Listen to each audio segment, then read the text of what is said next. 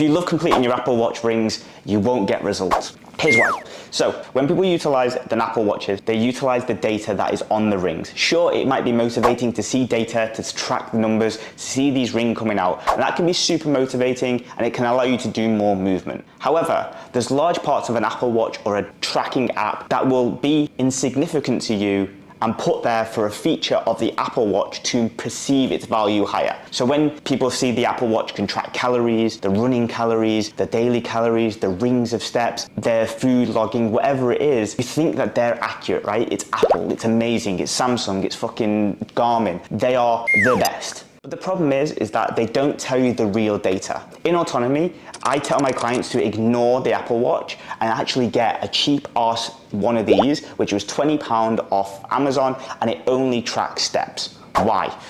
Because the data is super clear. Your Apple Watch will be 20 to 40% underestimating or overestimating, mostly overestimating, your average calories burned. So if you look at your Apple Watch and you burnt 2,000 calories, most people use that as an excuse to eat more food, not knowing that they're over by 400 or even 600 sometimes. So you've ate 2,000 calories because you think you've burnt 2,000, but you've actually only burnt 1,500, and now you're 500 calories over. Fall into the pattern of justifying food because you've done more shit on your Apple Watch. It doesn't make sense. It doesn't get better habits. It doesn't create a great relationship with burning calories. And if you want any best advice from me, is ignore how many calories you burn, because it cannot be accurately predicted in any shape or form outside of doing a lab-based test. So you're looking at these numbers thinking, oh yeah, I'm doing great, I'm burning 600 calories a day. It's like, but you're not, therefore you're not losing weight normally, and then you're normally justifying more food. So there's always a cost to looking at these data tracking apps.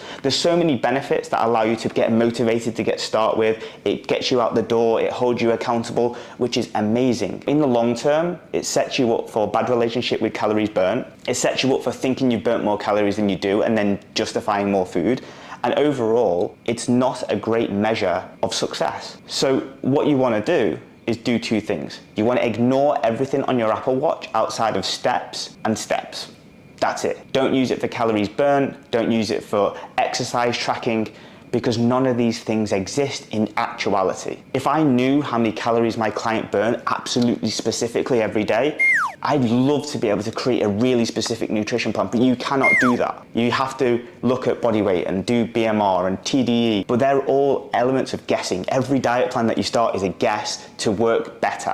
And if anyone tells you different, they're chatting shit. Even I'm going to admit that in the coaching, we give our best guess to start with, and then it works better, and it normally works out great because we've done it for 10 years. So the concept here is that if you overestimate your calories, if you think you've burnt more than you do, then you slack off on your normal habits, your routines, the things that actually get real life change. And if you're looking at getting in shape forever, you need habits and positive relationship with exercise, not just to burn calories. And I've done another video, which you'll link up here, about why you should resistant train and why it's the key factor to fat loss and what key factors there are, because ultimately there doesn't matter if you burn 400 or 600. Now let me tell you a little bit of a story. So Barry's Bootcamp, anywhere where there's a polar heart rate, any of those class-based systems, why do you think they have heart rates monitors and calories on your group class?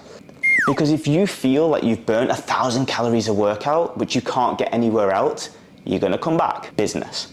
If you felt like you only burnt 400 calories in a group class format worth 25 quid a pop, would you really go back when you could do that on a treadmill if you just walked? These numbers, the data, people are using it to accentuate how great their shit is. Oh, you burnt 1,000 calories in my class. Great job, you did a really good job. When bear in mind, everyone knows who are in the right space, that was never 1,000 calories burned. To burn 1,000 calories in an hour, crazy. Just to context, in like a marathon, there's very not 10,000 calories burnt or 5,000 calories burnt. It's very little compared to running on a treadmill might get you 300 to 500. In comparison, if you run a marathon, you might get 2,500 calories. So you're saying that doing a Barry's Bootcamp class for 45 minutes, if you did 2 of those or 3 of those, is equivalent to running a marathon?